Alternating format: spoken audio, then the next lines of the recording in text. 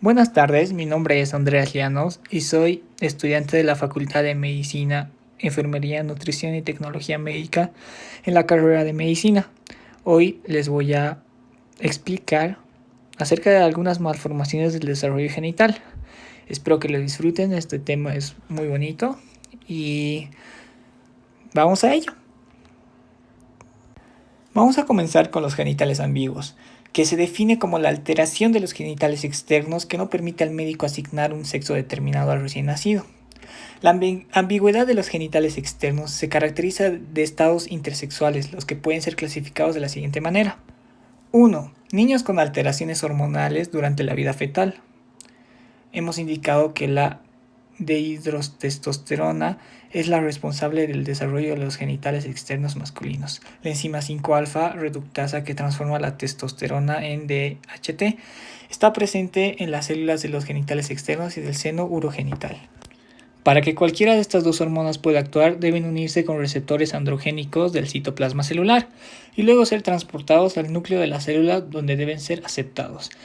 Y la deficiencia en la producción de testosterona, la ausencia de la 5-alfa reductasa, la ausencia de receptores androgénicos o la falta de aceptación de los mismos dará lugar a un desarrollo deficiente de los genitales externos y por lo tanto ambigüedad de los genitales externos en el feto masculino.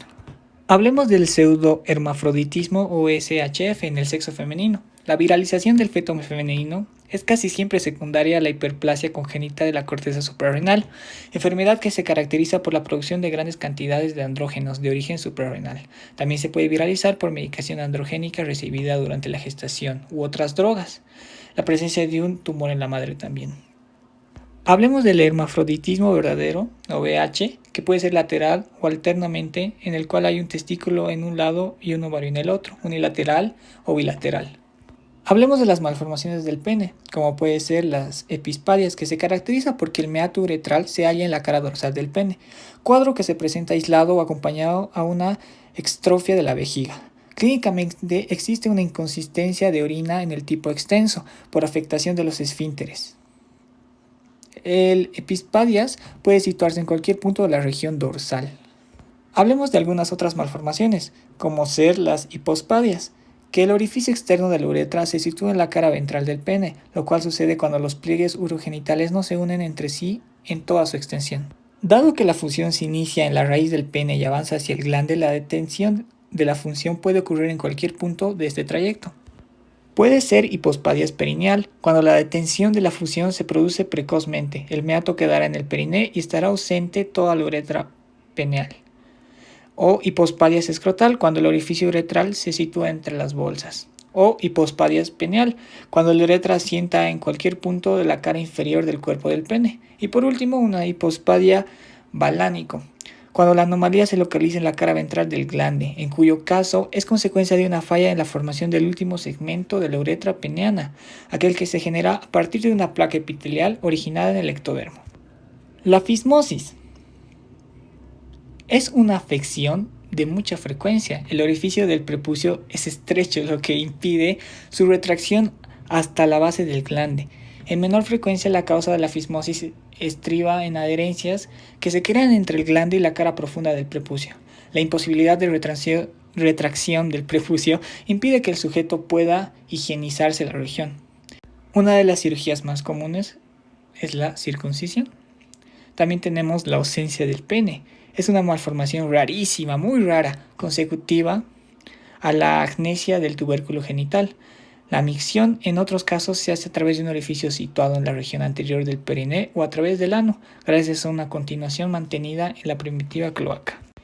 También tenemos esta malformación, que se conoce como el micropene. Esta malformación es debido al desarrollo insuficiente del tubérculo genital.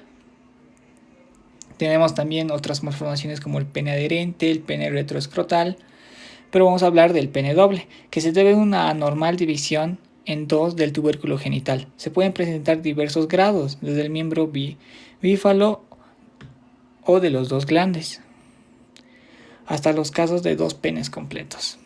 Hablaremos de las malformaciones del descenso testicular y de la región inguinal. Primero estamos con la criptorquidia. ¿Qué quiere decir testículo oculto? Es la ausencia de la gónada en la bolsa escrotal. Uno o los dos testículos quedan detenidos en cualquier región por lo que pasa normal en su descenso. Por lo tanto, puede existir criptorquidia abdominal, inguinal y supraescrotal. Es más frecuente la criptorquidia unilateral que la bilateral, siendo el lado derecho el más afectado. Los testículos criptorquidios suelen ser malformados estructuralmente, especialmente si siguen siéndolo en la edad de la pubertad. Se atrofian los conductos seminíferos y no contienen espermatozoides. Como órganos malformados que son, están predispuestos a sufrir diversas afecciones, como torsión, tumores, etc. La afección más común, se puede decir, es la hernia inguinal, que vamos a explicarla. La causa es desconocida, aunque pueden jugar algún papel las alteraciones del gubernaculum testis. Luego el testículo ectópico. En este cuadro el testículo se halla también fuera del escroto, pero en esta posición que nada tiene que ver con un recorrido normal. Y la hernia inguinal, que puede ser indirecta. Puede aparecer a cualquier edad y a través del conducto inguinal, es decir, toma una ruta oblicua, que es indirecta. Se cree que se produce en un saco preformado, un proceso vaginal persistente.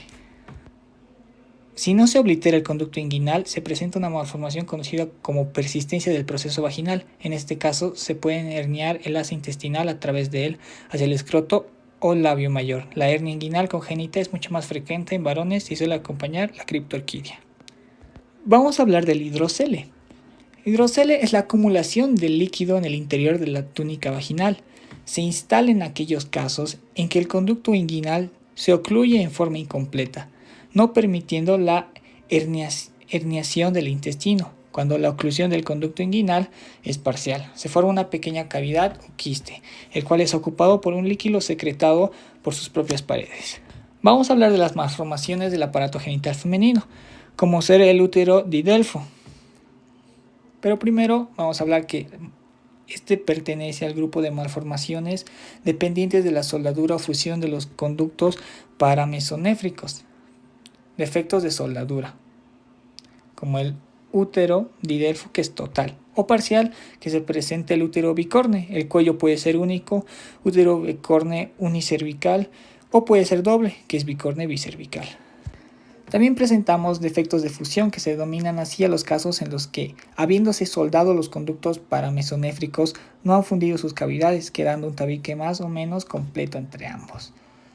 Puede ser total, que se presenta el útero bicorpóreo bicervical, llamado también útero bilocular completo. También el parcial, que presenta dos variedades, el unicervical bilocular y útero bicervical unilocular. También podemos hablar de las malformaciones dependientes de un defecto en la canalización, atresia de la lámina vaginal.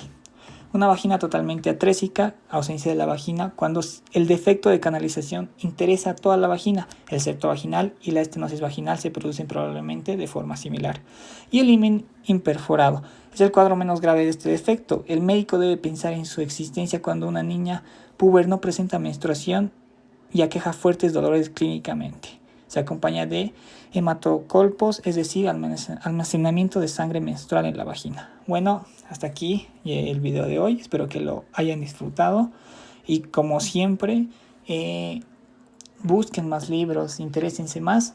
Y espero que les vaya bien en su examen. Y espero que haya servido. Muchas gracias a todos y hasta pronto.